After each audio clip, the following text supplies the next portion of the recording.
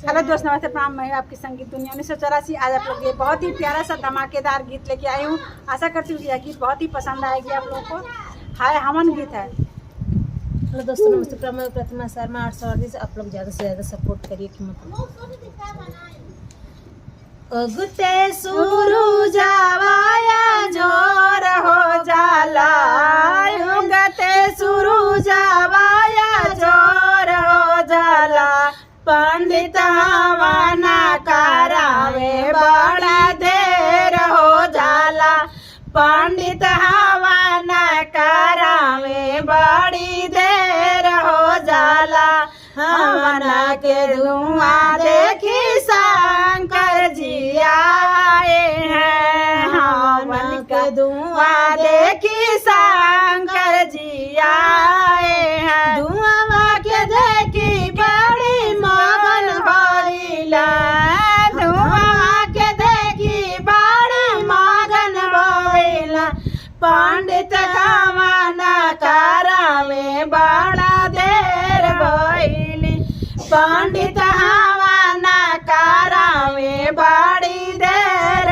भइले, उगते सूरज आवाया जोर हो गइला, उगते सूरज आवाया जोर हो गइला, पंडित हवाना करावे बड़ा देर हो गइला, पंडित हवाना करावे बड़ा देर हो गइला, हवाना के धुआं देखी राम मगन भइला, हवाना के धुआं देखी राम मगन भइला,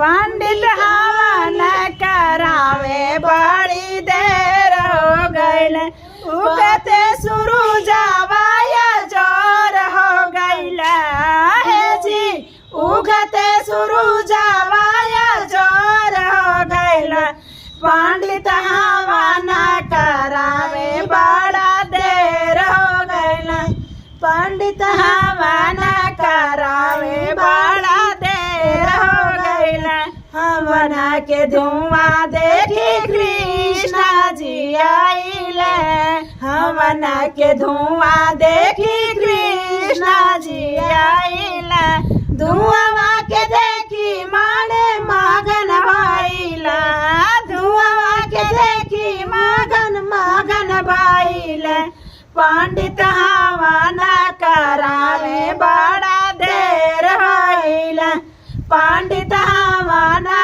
करावे बड़ा देर भइला, उगते सूरज आवाया जोर होइला, उगते सूरज आवाया जोर भइला, पंडित हवाना करावे बड़ा देर हो गइले, पंडित हवाना करावे बड़ा देर हो गइले, हवाना के धुआं देखी ब्रह्मा जी आए, हवाना के धुआं देखी ब्रह्मा जी आए, धुआं के देखी बड़ी मगन हो गइला, धुआं के देखी बड़ी मगन हो गइला, पंडित हवाना करावे बड़ा देर हो गइला, पंडित हवाना करावे बड़ा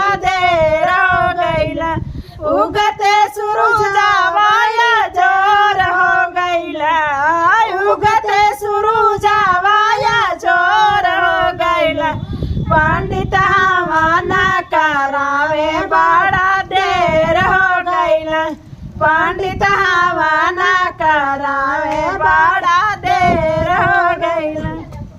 ये हवन गीत कैसी लगी कमेंट में ज़रूर बताइएगा, अच्छा लगे तो लाइक करिएगा।